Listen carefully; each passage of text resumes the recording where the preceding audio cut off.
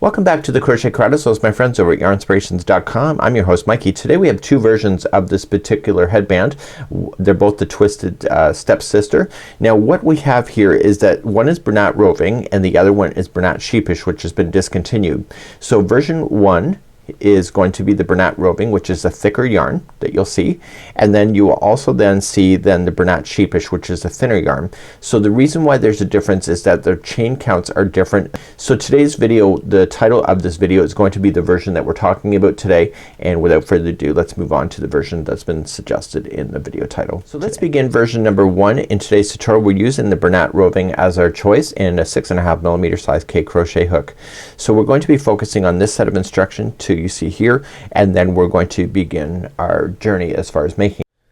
So let's begin. We're going to start with our beginning chain, and I'm going to chain a total of 12. So using a 6.5mm size K crochet hook, as I said already. And let's begin. So we're just gonna go 1, 2, 3, 4, 5, 6, 7, 8, 9, 10, 11, and 12. And now let's begin our journey in row number 1. In row number 1 we're going to go 4 chain from the hook. So you just count it back. So 1, 2, 3, and go to the 4th right there, and go to the back hump of that chain, and you're going to double crochet, and that's where you're gonna start going across. So what you just did is that you jumped to the 4th one, so this is considered a stitch now, and so is that. So you technically have 2, and continuing on the back hump of the chain all the way across, you're going to double crochet, and this will be row number 1. So meet me at the other side of this row in just a moment. So I've come all the way to the other side. There's a total of 10 double crochets. You should be able to count that, and we're gonna turn and do row number 2. In row number 2 we are going to chain 3, 1, 2, 3, and that counts as the first double crochet that it's sitting on top of. So that one matches this one. So your next one is right there. And you're gonna double crochet yourself all the way across for row number 2, and then we're gonna repeat a set of instructions for about 10 inches, and once we do that then we'll begin to do the twist that you see in the particular project. When you come to the end, don't forget that turning chain here is a stitch, so don't forget that. A lot of people forget it. So just go right into the chain work itself and capture it in and double crochet. So let's turn our work and just set this down, and let's talk about the repeat. So grabbing a tape measure, what you want to do is that you want to go until you see it to be 10 inches long. So just lay it down, and I would lay it out and leave your tape measure out to about 10 inches and just set it down in front of you depending where you are, and then what you can do is just keep on checking that. So you're just gonna double crochet, so use row number 2 again. So chain 3 and then 1 double crochet in each, turn your work, chain 3, 1 double crochet in each, and do it until you get that 10-inch span. So meet me back here in just a moment. So continue to get 10 inches done. I have my 10 inches now done, and I'm gonna suggest something to you that's not in the pattern. So that's the whole point of tutorial work. And what I want to do is that I want to grab the yarn from the outside of the same ball and prepare that to be used as well. And watch what we're about to do. So what this is suggesting for us to do is to do 2 rows of just doing half of this and building it up like this, and then coming back, and then we're gonna fasten that off, and then coming back and then doing this side.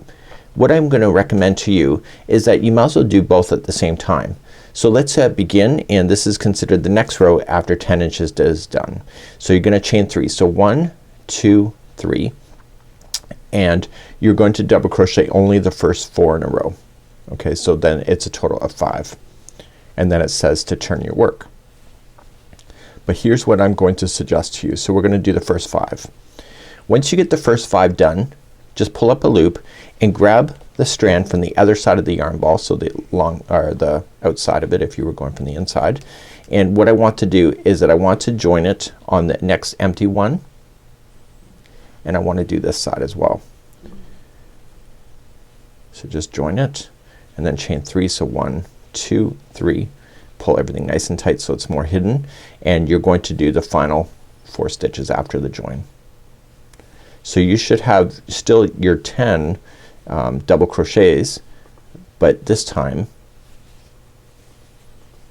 they're just separating, and because you're doing it now you'll never lose count really. Okay, so you have 2 sides done, so it's separating. So turn your work and we're going to start with the side that we're still currently on. Okay, this is from the outside of the ball, and you're going to chain 3, so 1, 2 and 3, and then you are going to double crochet in the remaining 4. So 1, 2, 3 and 4 is the turning chain, and then that's it. Okay, so that's where you want to end your story. So I want you to fasten off completely, and I'll show you how to weave in the ends in just a moment. So let's just pull that through just to hold, and then we're gonna jump to the other loop here that is waiting for us, and we're gonna finish this side. So we chain up a total of 3, so 1, 2, 3, and then double crochet. So the reason why I did that is that some people forget there's a wrong side and a right side to a project, and if you do it like this, you should never be lost, because they're both ending at the same side, so it looks like it belongs.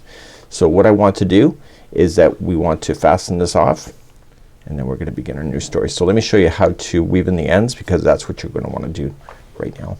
So what I want to do is that I want to feed that through, and I want to just put it through the underside of the stitch work. Okay, and you're gonna do this with all your loose ends that you will have, so I'll only demonstrate it one time. So when you pull, you don't want to change anything, and you just want to go back and forth in the same area, but they always have to be a slightly different path so the yarn doesn't fall out, and get rid of all those in there. And then once you do that, then you can safely cut that right into the project, and then you should never see that ever fall out on you. So I want you to do that with all your loose ends, and then meet me back here in just a moment.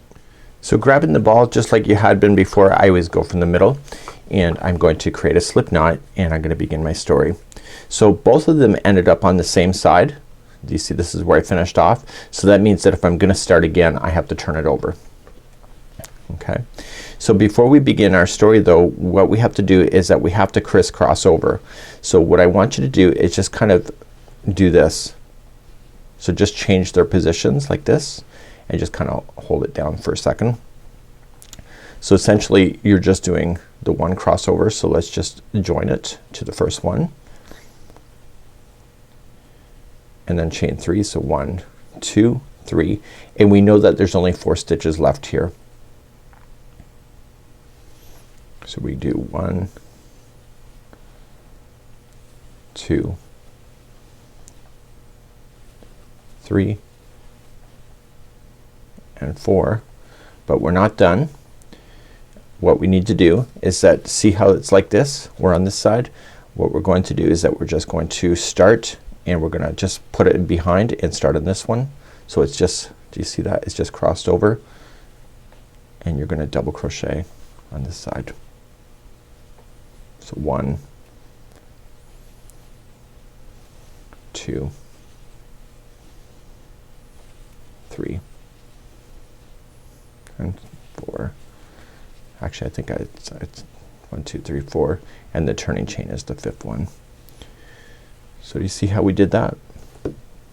So it was laying down, so we did this side first, and then we crossed it over when we did it. So let's turn it over and take a look. See how it's crossing? And so now that we can go on, and we can go on to the next row. Let's begin.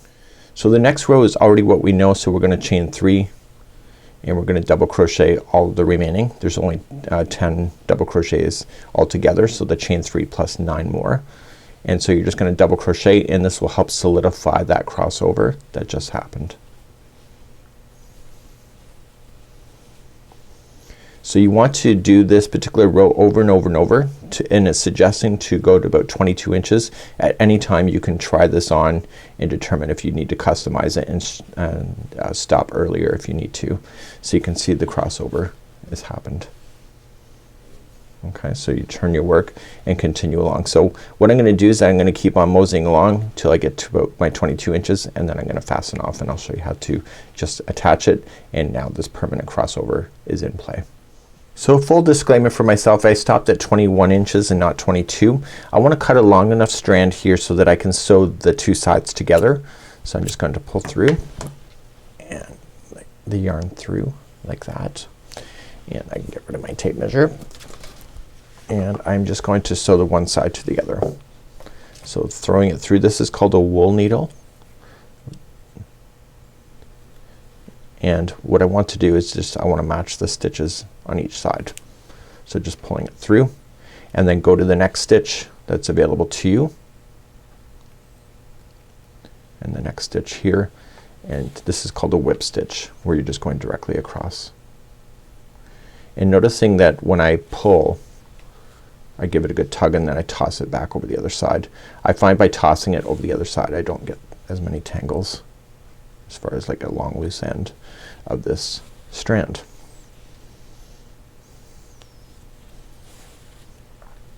So this will create a seam line on the back, or pretty close to the back of your item. And then you'll turn it inside out so that the seam line stays on the inside of there.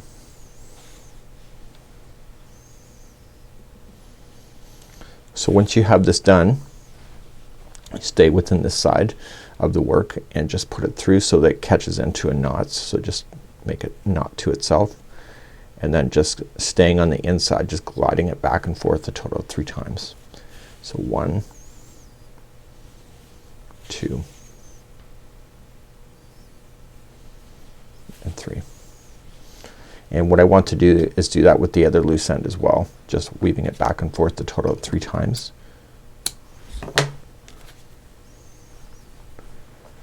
Okay, and then once I do that strand, I can then just turn it like this on the inside, or sorry, outside right. And there you go, and there you have that twist that you see. So it's a permanent twist and it's awesome and it fits me like a glove, and now this is something for my donation box. So if you're looking to do some charity work, this is a great project to do that with. So I'm just gonna finish this completely, but in the meantime you have a great day and we hope to see you again real soon right here in the Crochet Crowd, as well as my friends over at yarnspirations.com. Bye bye.